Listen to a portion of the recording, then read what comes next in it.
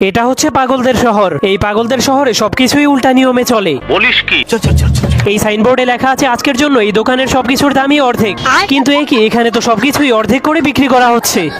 কি বলবো, যাই হোক। এরপর একটা শুকর বাইক চালাতে গিয়ে গাছের সাথে বাইক অ্যাক্সিডেন্ট করে। ঠিক তখনই একটা অ্যাম্বুলেন্স তাকে হসপিটালে নিয়ে যাওয়ার জন্য চলে আসে, কিন্তু অ্যাম্বুলেন্স তো রোগীটাকে রেখে বাইকটাকে নিয়ে হসপিটালে চলে যাচ্ছে।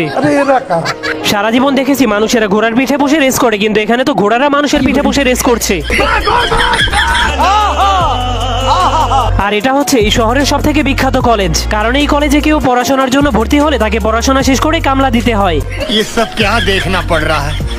अच्छा है मैं अंधा हूँ। একবার এই জঙ্গলে নতুন একটা জিরাফ চলে আসে, কিন্তু জিরাফের গলাটা বেশি লম্বা হওয়ার কারণে তার মাথাটা চাঁদের সাথে ধাক্কা লেগে যায়, যার কারণে চাঁদ আকাশ থেকে ছুটে নিচে পড়ে যায়। এটা দেখার পর সেই জিরাফটা অনেক ভয় পেয়ে যায়। এরপর সে চাঁদটাকে উঠিয়ে আবারও আকাশে লাগানোর চেষ্টা করে, কিন্তু চাঁদটা বারবার নিচে পড়ে যাচ্ছিল, যার কারণে জিরাফটা অনেক বিরক্ত হয়ে চাঁদটাকে উপরে ঢিল মেরে পালিয়ে যায়। কিন্তু এবার চাঁদটা আকাশ থেকে নিচে পড়ে টুকরো টুকরো হয়ে যায়, যা দেখার পর জিরাফটা আরো বেশি ভয় পেয়ে যায়। এরপর সে সবগুলো টুকরোকে এক এক করে আকাশে ফিট করতে শুরু করে দেয়, কিন্তু জিরাফটা চাঁদটাকে নিজের চেহারার মতো বানিয়ে ফেলেছিল। এরপর সে আবারও চাঁদটাকে ঠিকভাবে গোল বানিয়ে দেয়। তখন সে অনেক খুশি হয়ে সেখান থেকে চলেই যাচ্ছিল, কিন্তু সে পিছনে তাকালেই দেখতে পায় চাঁদটা ধীরে ধীরে আকাশ থেকে নিচে পড়ে যাচ্ছে। এটা দেখার পর জিরাফটা অনেক ভয় পেয়ে দৌড়ে গিয়ে তার মুখ দিয়ে চাঁদটাকে ক্যাচ করে ফেলে, কিন্তু তখনই ভুলবশত চাঁদটা তার মুখ থেকে পেটের মধ্যে চলে যায়, যার কারণে জিরাফটা অনেক ভয় পেয়ে দৌড়াতে শুরু করে দেয়। কিন্তু তখনই সে হঠাৎ করে একটা গাছের সাথে ধাক্কা খেয়ে যায়, যার ফলে চাঁদটা তার পেট থেকে